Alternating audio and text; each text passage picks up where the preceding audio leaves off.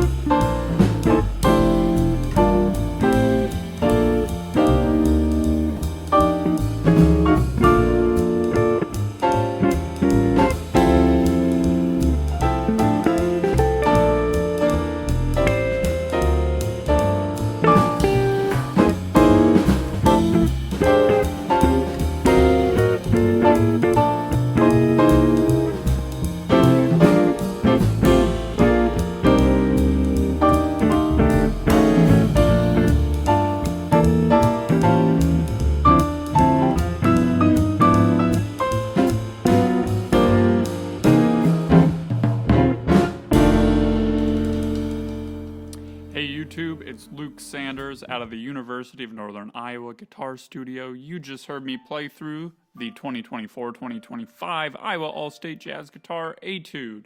Today I'm going to be talking a little bit about preparing for that audition and hopefully include some helpful tips and or common pitfalls that you can hope to avoid in your own submission. So the first, which is the exact same as last year's video, is have good tone. There is nothing more important than having good tone with just playing music in general, but certainly for this submission, especially for guitar, because guitar is one of the easiest instruments to manipulate tone and to sound good. So just to have an oral example, I'm going to play back a couple of the lines.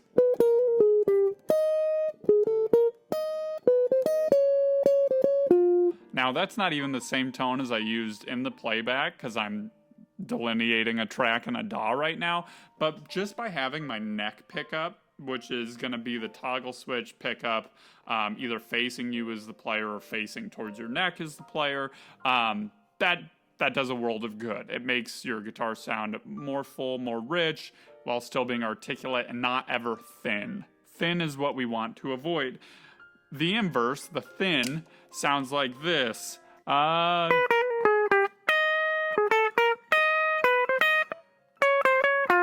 It's very wiry, it's very nasally, so that's what we want to not sound like. There are some great players that you can go to emulate tone. Last year I gave you 3, I'm going to give you 3 more, except this time the players are still alive today, so you could go theoretically and see them at a gig, or you can catch many live performances, I'm sure, on YouTube. So here's some more names for you. Pasquale Grasso out of New York, has been killing it in the bebop scene, originally from Italy. Has just awesome bebop tone that sort of preserves the vintage sort of sound with more of a modern aesthetic. It's really cool to hear. Camila Meza out of Chile also has really, really fantastic tone. Her album Ambar is one of my favorites to show students just because of how colorful her sound is and her as a musician is. Jonathan Kreisberg's another really, really awesome option. I really fell in love with his playing on some of Dr. Lonnie Smith's records. So find someone that you're like that's a jazz guitarist, and you can say, okay, I'm going to try to make that on my amp or my interface. If I'm using an amp, I'm going to talk in Fender amp specs right now, just because that's what I'm used to. Fender amp specs go up to 12 on each of the dials, so we're specifically talking about equalization.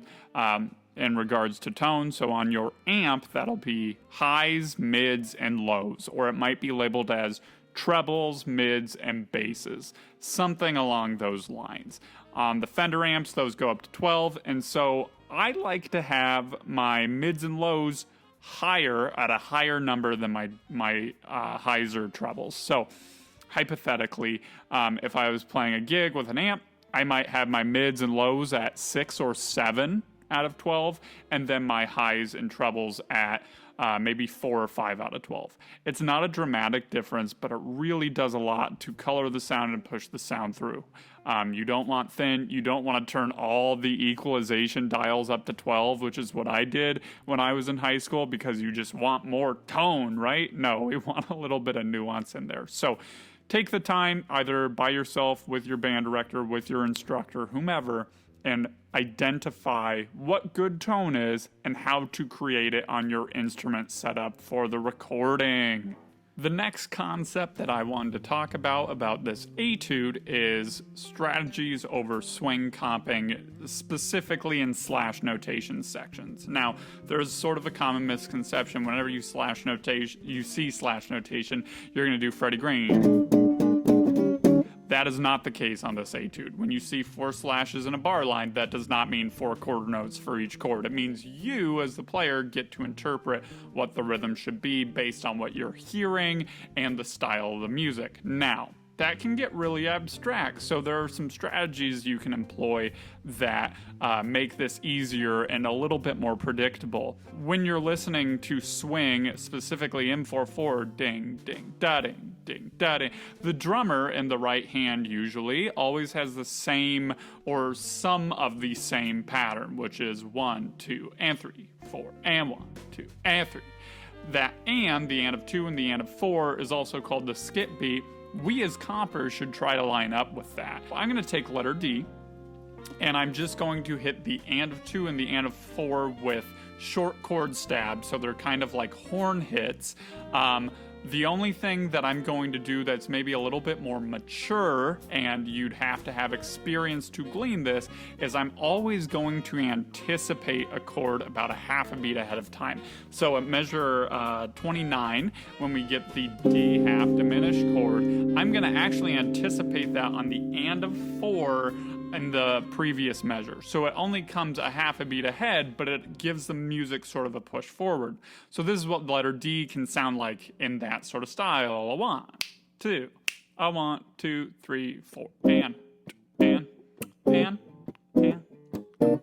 whatever. Okay? Or I can switch between long and short notes on those chords. 1, 2, a 1, 2, 3.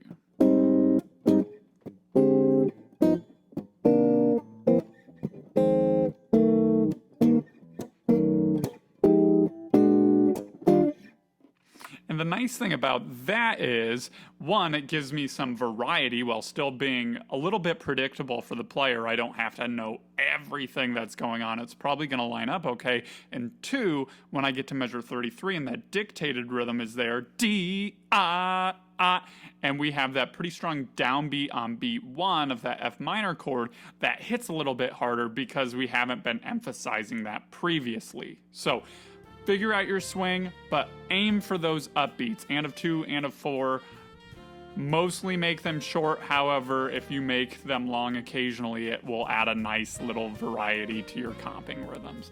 At the end of the day, we want our comping rhythms to sound like horn hits, even if they're not actually horn hits that we're lining up. That's all we're doing here. Lastly, I wanted to talk about the improv tracks that you get to submit along with your etude for the audition process. First, I encourage you as the player to submit 2 tracks, regardless of how different they are. Even if it's like one's a B flat blues and one's an E flat blues, or maybe one's a B flat blues and one's a C minor blues, or whatever. But that's your opportunity to show off your artistry as a jazz guitarist and your improv chops, and it's just generally probably the most fun part of the audition process. So I highly encourage to submit both.